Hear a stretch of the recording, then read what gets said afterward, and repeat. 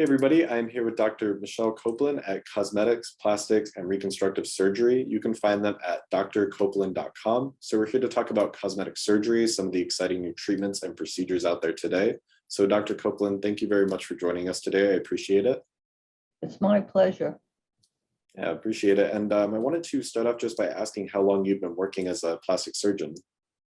I've been a plastic surgeon for over 30 years. You know, when I first started out, there were very few women in the field. And I graduated first my class at Harvard, and I have a dental and medical degree. I did specialization in facial surgery, but then I went on to do all of plastic surgery. And I'm an assistant professor at Mount Sinai School of Medicine. Now I have my private office on Fifth Avenue where I do all of plastic surgery from head to toe. Yeah, that's great. Was there anything in particular that drew you towards that and made you want to be able to help people with their cosmetic goals? Well, I think that people being able to take control of their lives, today we can do that in a whole new way. And as plastic surgeons, we can allow people to think about what they'd like to change about themselves. You know, some people say, well, maybe that's, vain to want to change and people are going overboard. But Aristotle once said, the best letter of recommendation is your looks. So, how we look and how we feel is so intimately related. It's a pleasure for me to be able to help people achieve what they want in a safe way, in a natural way. And that's the most rewarding part of what I do. Yeah, absolutely. I could definitely see that. And, I was curious to find out from you, since the end of the pandemic, have you noticed an increase in patients coming back in for procedures? I think I would have to say yes. Part of it has to do with what we're doing right now, the Zoom call, because people are getting to see themselves in a way that they didn't. And that can be very unsettling often. Sometimes we can become hypercritical about that. And that's not a good thing.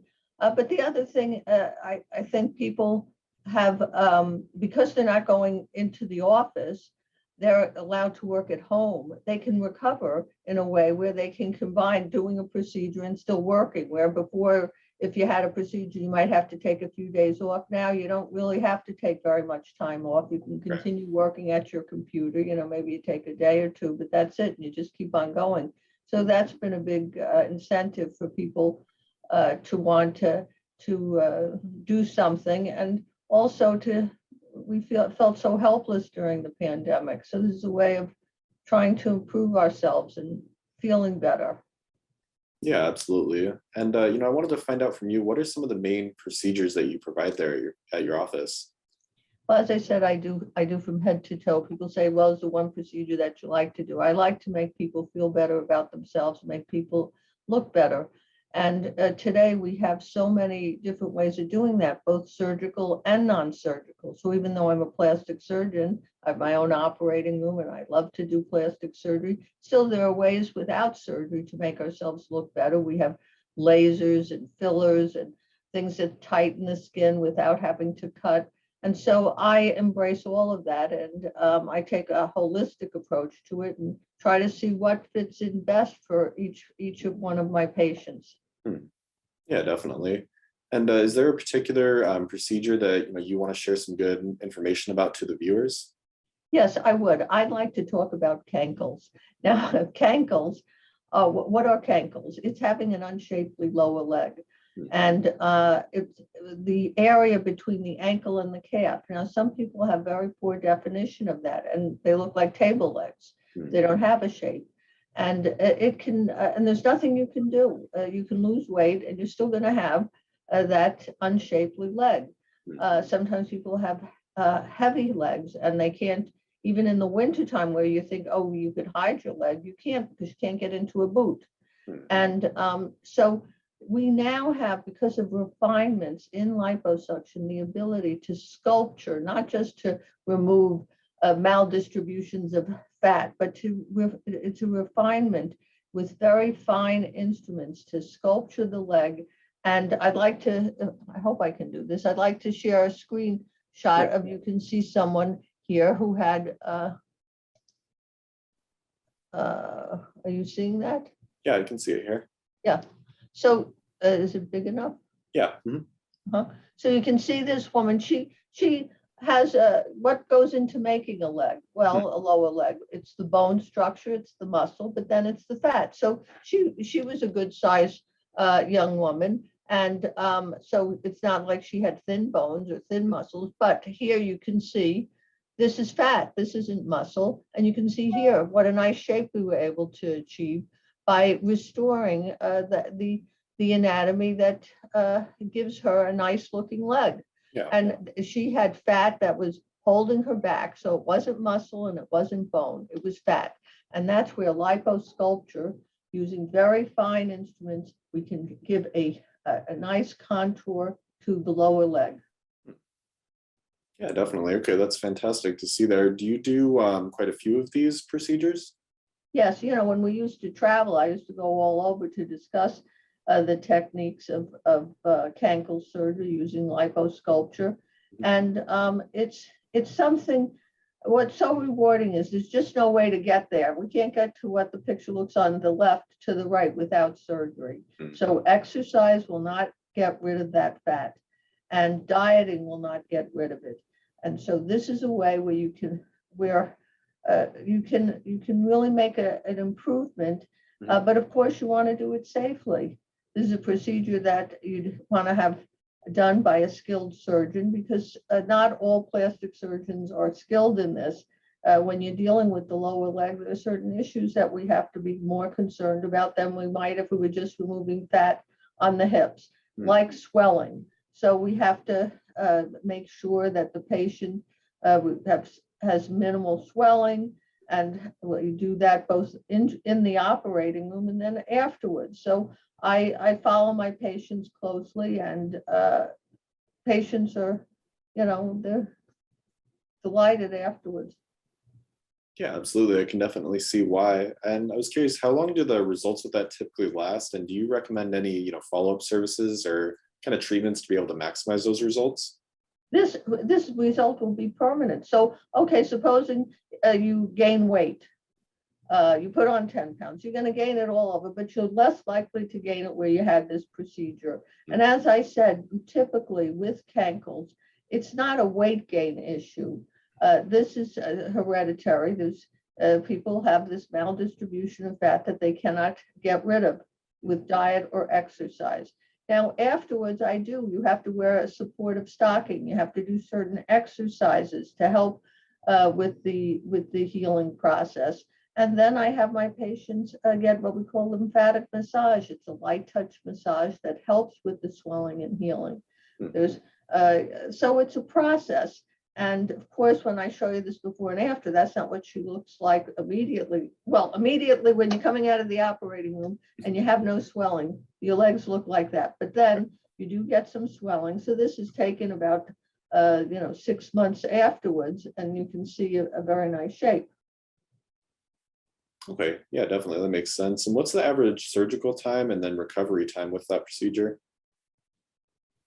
Well, the surgery takes about 2 hours. It can be done in what I call IV sedation, which means that you don't need a general anesthetics. That gives you a quicker recovery. So anyway, depending on how much of your leg is done, ankles, calves, sometimes people do the inside of their knees as well, which is what she had done too.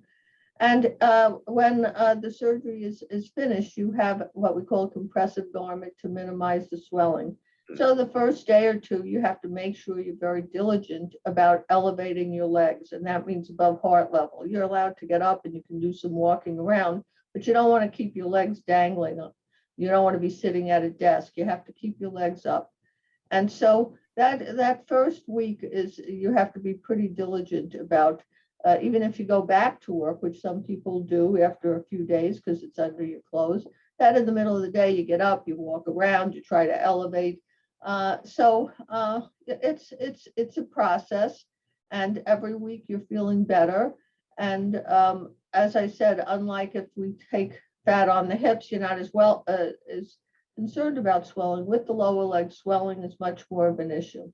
Okay, definitely. Is there any specialized tools or technique that you used with this to make that possible? Yes, well, I do use multiple instruments. I use what's called smart lipo, which is a laser light, a fine beam of light to help sculpture it. And then, as I said, very fine power assisted instruments to recontour the lower leg. And this is the art and science of what I do. So you want to give the leg its optimal shape and understand where the muscle is, where what's holding it back in terms of the bone structure, but also where the fat is. So you can see here, this is fat. Can you see that? I don't know. Yeah, that's fat. This is fat. So you see here how she has a nice shape. So that's where the lipo suction, the sculpturing is concentrated on.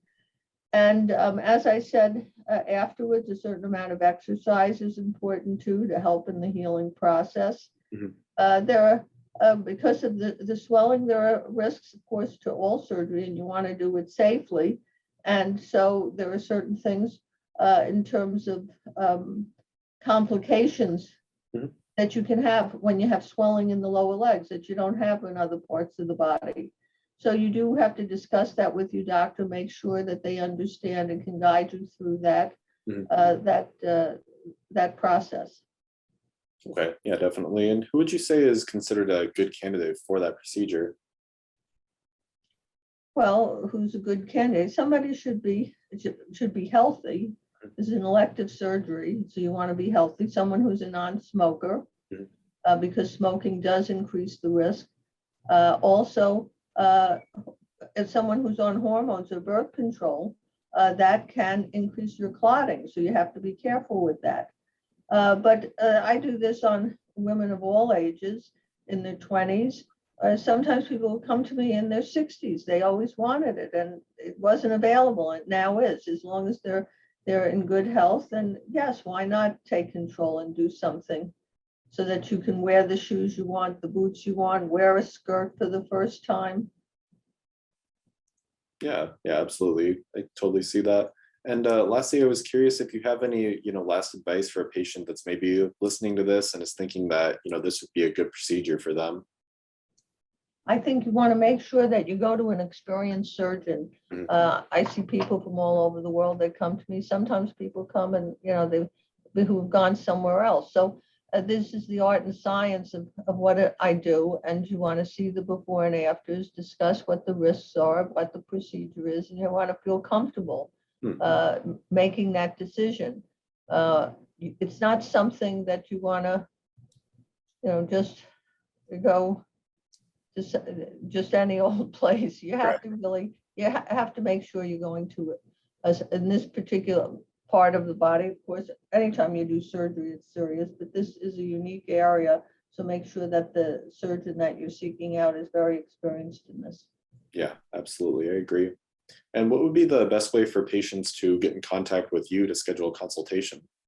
Well, I have a web page. So it's drcopeland.com, www.drcopeland.com.